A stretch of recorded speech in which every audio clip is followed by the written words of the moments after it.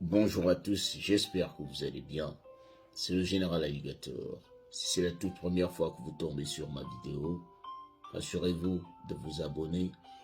Cliquez sur la cloche de notification pour ne rien rater de tout ce que nous publions sur cette plateforme.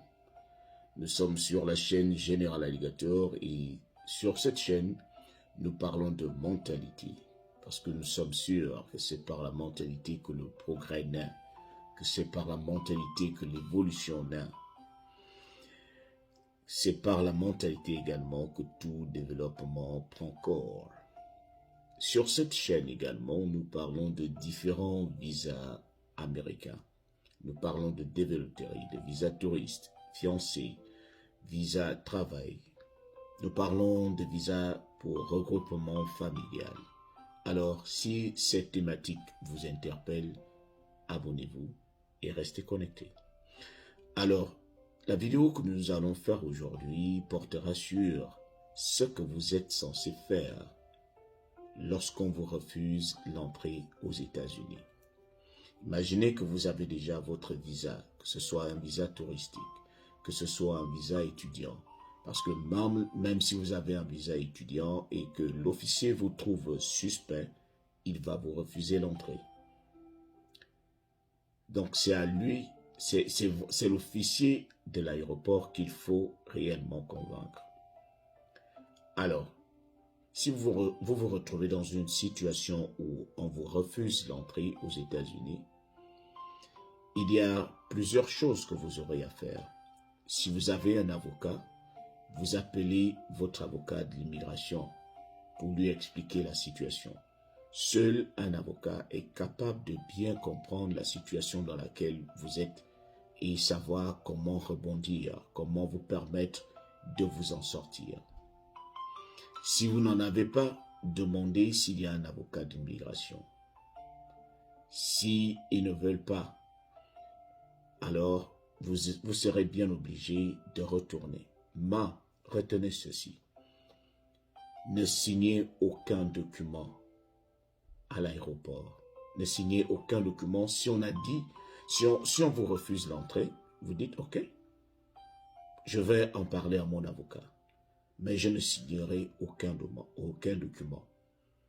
Parce qu'ils vont certainement vous demander de faire une déclaration pour dire que vous reconnaissez avoir certainement mal fait telle ou telle chose et que vous allez signer. Non. La deuxième chose qu'il faut faire, c'est de leur demander à l'officier qui vous empêche d'entrer s'il peut enlever, annuler votre demande de visa pour que cela ne reste pas dans le système, pour que cela ne reste pas, pour que cette tâche ne reste pas dans votre casier, dans votre record, votre passé. Parce que si il confirme qu'il vous a refusé l'entrée pour X ou Y raison, lorsqu'à chaque fois que vous irez à l'ambassade ou que vous reviendrez aux États-Unis, cette tâche sera toujours dans le système et on ne vous laissera pas entrer. Par contre, si vous lui demandez de retirer la demande de visa que vous avez faite, votre casier restera vierge. Votre casier restera vierge.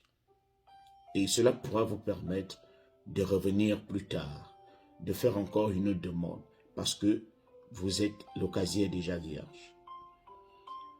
Alors, ceux qui ne savent pas, parfois lorsqu'on leur refuse l'entrée, je vous ai dit dans la première vidéo qu'on arrive à refuser chaque année plus de 270 000.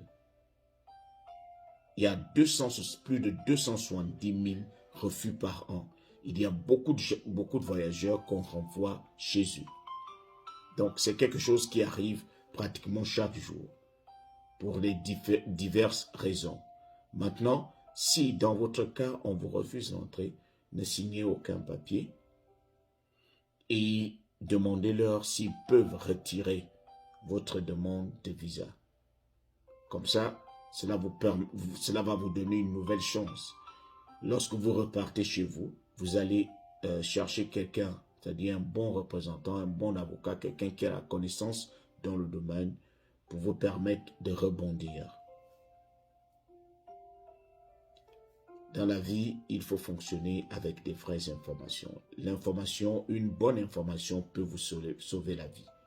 Vous n'êtes pas obligé de tout connaître, mais lorsque vous avez les bonnes informations au bon moment, cela vous permet d'éviter des mauvais moments, d'éviter les difficultés.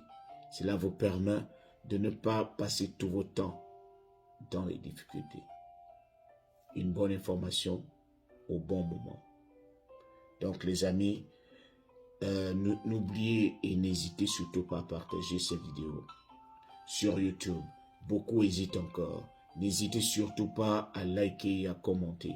Si vous êtes quelqu'un, vous êtes un alligator qui vit déjà ici aux États-Unis et que vous passez par une expérience positive ou négative, essayez de m'écrire en inbox, on va en parler. Si vous pouvez nous faire une vidéo de témoignage.